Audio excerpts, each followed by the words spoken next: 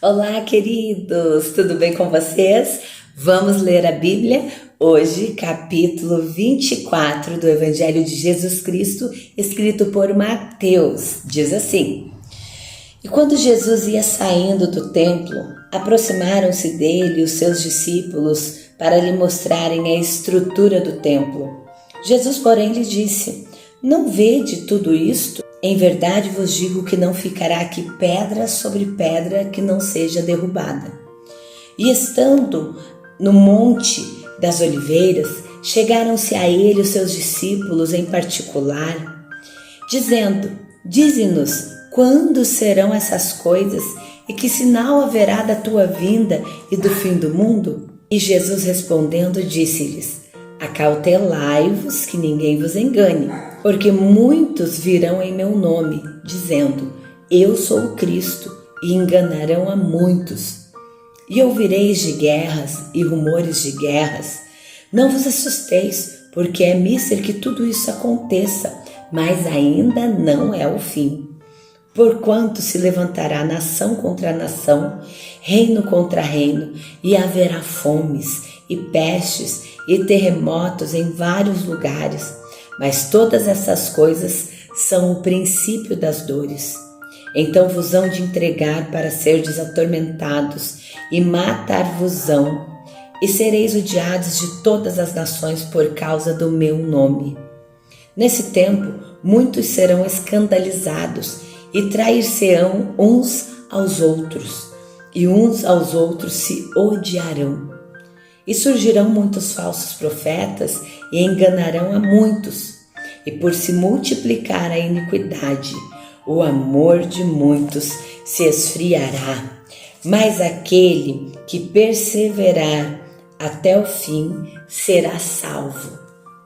E este evangelho do reino será pregado a todo mundo, em testemunho a todas as nações. Então virá o fim. Quando, pois, virdes que a abominação da desolação de que falou o profeta Daniel está no lugar santo, quem lê, entenda. Então os que estiverem na Judéia fujam para os montes, e quem estiver sobre o telhado não desça a tirar coisa alguma da sua casa. E quem estiver no campo, não volte atrás para buscar as suas vestes, mas ai das grávidas e ai das que amamentam naquele dia. E orai para que a vossa fuga não aconteça no inverno, nem no sábado. Porque haverá então grande aflição, como nunca então houve desde o princípio do mundo até agora, nem tampouco há de haver. E se aqueles dias não fossem abreviados, nenhuma carne se salvaria, mas por causa dos escolhidos serão abreviados aqueles dias. Então, se alguém vos disser: Eis que o Cristo está aqui ou ali, não lhes dei crédito, porque surgirão muitos falsos cristos e falsos profetas, e farão tão grandes sinais e prodígios que, se possível fora, enganariam até os escolhidos. E eis que eu vos tenho dito, porquanto, se vos disserdes: Eis que ele está no deserto, não saiais, e eis que ele está no interior da casa, não acreditais. Porque assim como o relâmpago que sai do oriente e se mostra até o ocidente, assim também será a vinda do Filho do Homem. Pois onde estiver o cadáver, aí se ajuntarão as águias. E logo depois da aflição daqueles dias, o sol se escurecerá, e a lua não dará a sua luz, e as estrelas cairão dos céus, e as potências dos céus serão abaladas. Então aparecerá no céu o sinal do Filho do Homem, e todas as tribos da terra se lamentarão, e verão o Filho do Homem vindo sobre as nuvens do céu, com poder e grande glória. Aleluias! E ele enviará os seus anjos com grande clamor de trombeta, os quais ajuntarão seus escolhidos desde os quatro ventos, de uma a outra extremidade dos céus. Aprendei, pois, esta parábola da figueira. Quando já os seus ramos se tornam tenros e brotam suas folhas, sabeis que está próximo o verão. Igualmente, quando virdes todas essas coisas, sabei que ele está próximo às portas. Em verdade vos digo que não passará esta geração sem que todas estas coisas aconteçam. O céu e a terra passarão, mas as minhas palavras não hão de passar. Mas naquele dia e hora ninguém sabe, nem os anjos do céu, mas unicamente o Pai. E como foi dito nos dias de Noé, assim também será na vinda do Filho do Homem. Porquanto, assim como nos dias anteriores ao dilúvio, comiam, bebiam, casavam e davam-se em casamento, até o dia em que Noé entrou na arca. E não o perceberam, até que veio o dilúvio e os levou a todos. Assim também será a vinda do Filho do Homem. Então, estando dois no campo, um será levado e o outro será deixado. Estando duas moendo no moinho, uma será levada e a outra deixada. Vigiai, pois porque não sabeis o dia em que há de vir o vosso Senhor. Mas considerai isto: se o pai de família soubesse a que vigília da noite havia de vir o ladrão, vigiaria e não deixaria de vigiar a sua casa. Por isso, estais vós apercebidos também, porque o Filho do Homem há de vir na hora em que não pensais. Quem é, pois, o servo fiel e prudente, que o seu Senhor constituiu sobre a sua casa, para dar sustento ao seu tempo? Bem-aventurado aquele servo que, quando seu Senhor vier, o achar servindo assim. Em verdade vos digo que o porá sobre todos os seus bens.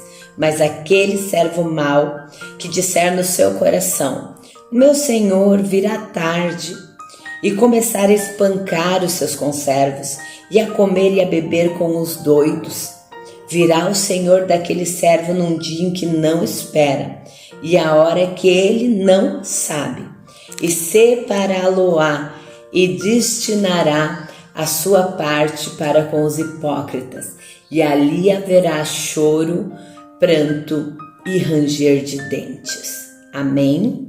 Olha que texto extraordinário da palavra do Senhor. Mateus, capítulo de número 24, que nós lemos. E eu quero meditar com vocês algumas coisas aqui deste capítulo, que é interessante. Logo no versículo de número 12, diz assim: e por se multiplicar a iniquidade, o amor de muitos esfriará. Eu sempre me perguntava, né, que você lê muito essa palavra iniquidade na Bíblia. Você encontra muito essa palavra. E aí eu estava orando, buscando de Deus entendimento, né? O que é iniquidade? Iniquidade é pecado, tá? Mas o que é na verdade? E eu quero trazer para você esse esclarecimento aqui. Quando a palavra diz, e por se aumentar a iniquidade, a palavra está se referindo a um conjunto de pessoas que não têm lei, tá? Então nós hoje vivemos a lei da liberdade, e a lei da liberdade não me dá permissão, né, para pecar. Eu posso errar, eu posso cometer qualquer tipo de erro. Sim, eu posso, né? Independente de tudo, eu posso. Por quê? Porque eu tenho que fazer as minhas escolhas. Ou seja, eu tenho a lei da liberdade. Qual que é a lei da liberdade? A lei da liberdade é aquilo que a palavra diz que eu posso, que eu devo. É aquilo que o Espírito Santo que está movendo na minha vida me orienta. Então eu sigo o mover da lei do Espírito Santo, que é a lei da liberdade, né? Onde há o Espírito do Senhor, aí há a liberdade. Então eu preciso entender que a lei da liberdade ela me conduz na vontade do Pai e de acordo com aquilo que o Espírito me direciona.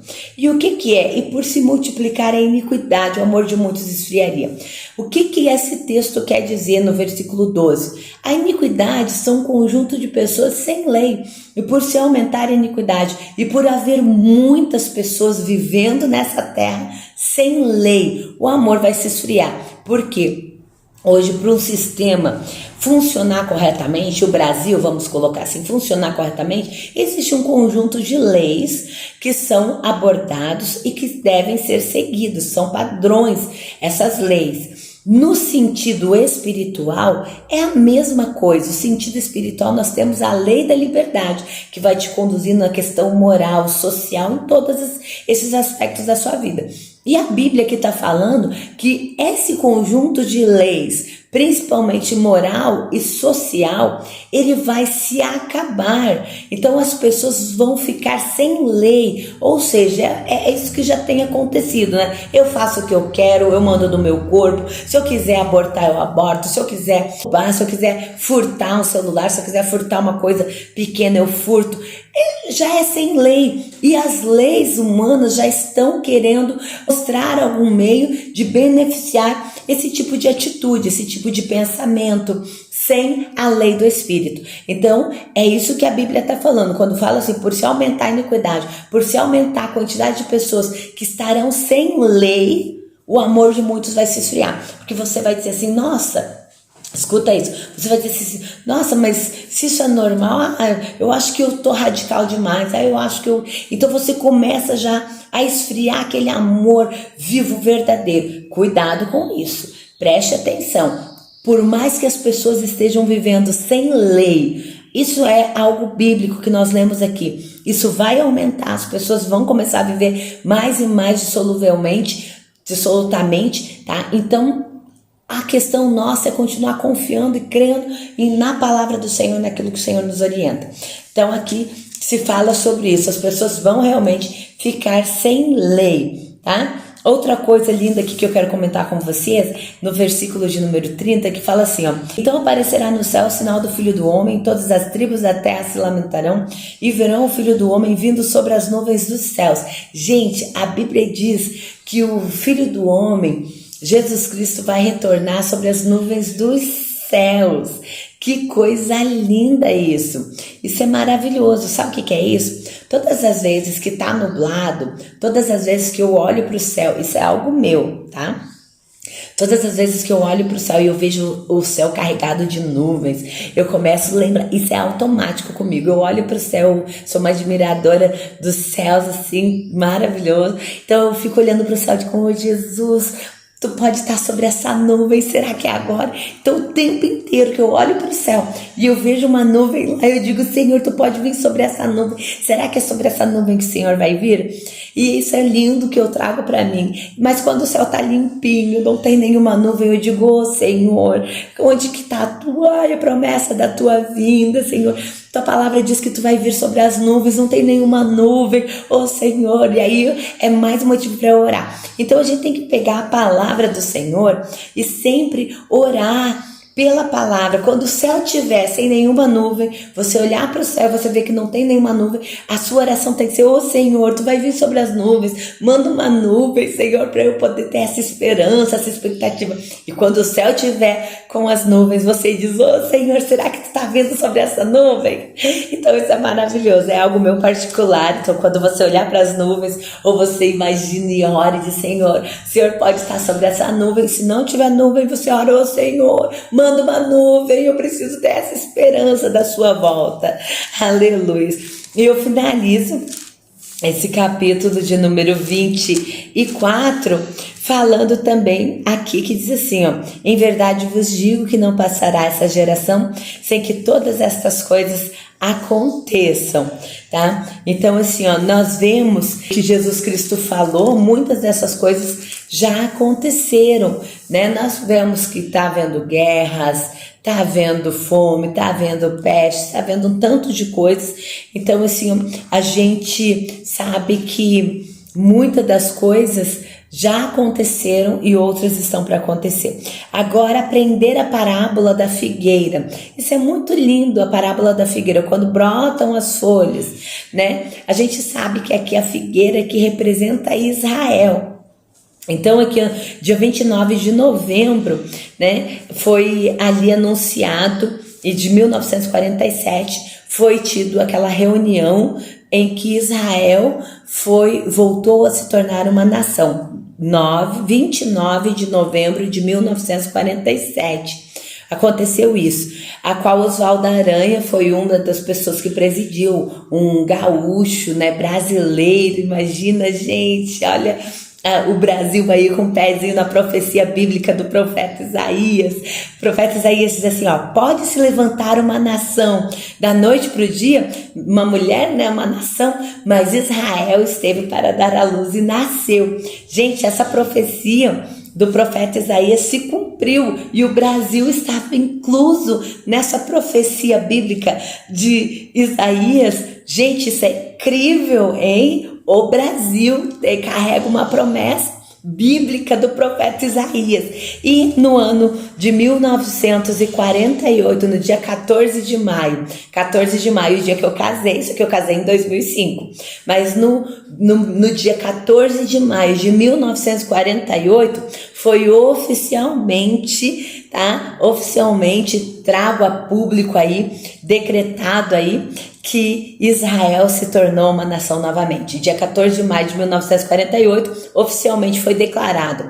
Mas dia 29 de novembro de 1947 foi a reunião onde o Brasil foi inserido nessa profecia bíblica do profeta Isaías. Gente, eu finalizo aqui falando assim, ó. Gente, ó, o Brasil é abençoado. Por que ele é abençoado? Porque é uma das nações que está escrita aqui, ó, na palavra do Senhor. Você que é brasileiro, se alegre. A Bíblia diz assim, ó, está escrito quando Deus chamou Abraão: abençoarei os que te abençoarem e amaldiçoarei os que te amaldiçoarem. Gente, você tem que entender isso, tu tem que entender isso. Tu é abençoado. Oswaldo Aranha abençoou, esse brasileiro abençoou a nação de Israel dentro de uma profecia bíblica que Israel se levantaria da noite para o dia. Israel se levantaria e aconteceu isso. Dia 29 de novembro de 1947, Oswaldo Aranha participou aí dessa reunião e o Brasil foi inserido nessa profecia bíblica. E 14 de maio de 1948 aconteceu oficialmente esse decreto de que Israel voltou a ser uma nação. Então se alegre você que é brasileiro, pois nós pertencemos a uma profecia bíblica. Aleluias!